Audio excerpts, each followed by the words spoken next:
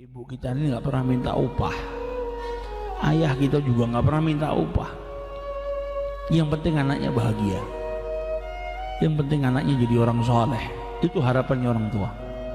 Di kandungan ibunya 9 bulan, kadang nendang sakit, kadang rela makan walaupun nggak nafsu supaya buah hatinya itu mendapatkan nutrisi. Ketika lahir ibunya ngalamin sesuatu yang nggak pernah dialamin sama seorang lelaki, ngalami sesuatu yang dahsyat, bainal hayati wal maut. Seorang ibu yang melahirkan anaknya itu di antara hidup dan mati. Sakitnya adalah sakit kedua setelah sakaratul maut. Sakit paling dahsyat pertama itu yang nomor 1 sakaratul maut. Yang kedua sakitnya seorang ibu yang melahirkan anaknya. Sakitnya melebihi daripada 40 tulang kita dipatah-patahkan. Sakitnya wanita yang melahirkan itu melebihi daripada sakitnya 40 tulang yang ada di tubuh kita ini dipatahkan. Itu tangan kita andai kata dipatahkan gitu sakitnya kayak apa sih? Ini 40 tulang dipatahkan, sakitnya lebih daripada itu. Itu ibu kita ngalamin proses yang sangat sakit demi mengeluarkan buah hatinya. Setelah itu bukan selesai. Tadinya 9 bulan di kandungan, setelah itu belasan tahun dirawat. Rela nggak makan demi anaknya, rela nggak tidur demi anaknya. Belum lagi ngeluarin kotoran, dicebokin sama orang tuanya, dimandiin.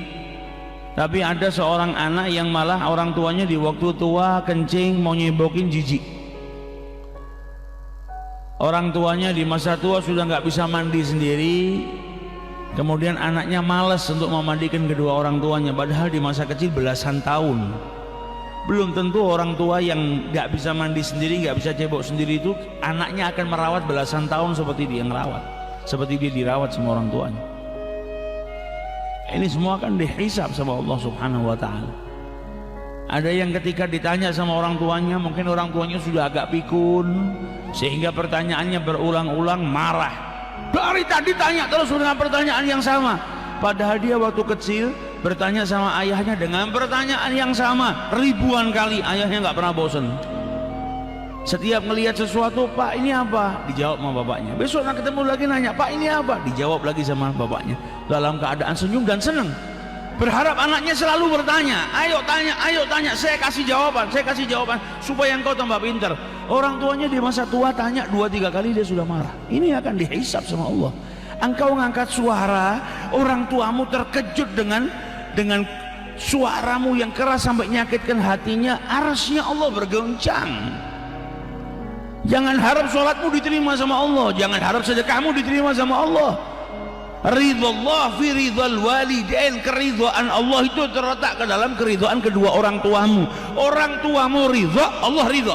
Orang tuamu murka, kata Rasulullah SAW, maka Allah murka kepada dirimu. Itu sudah sunnatullah, sudah diikat sama Allah Subhanahu wa Ta'ala. Siapa yang ingin tahu dirinya saat itu dia dimurkai sama Allah atau diridhoi sama Allah, lihat bagaimana orang tuanya. Kalau orang tuanya ridha sama dia, berarti saat itu Allah sudah ridha. Kalau orang tuanya murka sama dia, berarti saat itu Allah sedang murka. Maka jangan keluar dari rumah tanpa keridhaan kedua orang tua, bahaya. Berarti kita keluar dari rumah, Allah Subhanahu wa Ta'ala sedang murka sama kita. Nah kalau di jalan kita mati, berarti kita mati dalam keadaan dimurkai sama Allah Subhanahu wa Ta'ala. Jangan sampai kita berbuat sesuatu yang mendatangkan kemurkaan orang tua. Bahagiakan orang tua ini jimat kita yang terakhir, cara kita yang paling mudah untuk menuju surganya Allah Subhanahu wa Ta'ala. Sabar, rawat orang tua, apapun cobaannya, apapun godaannya.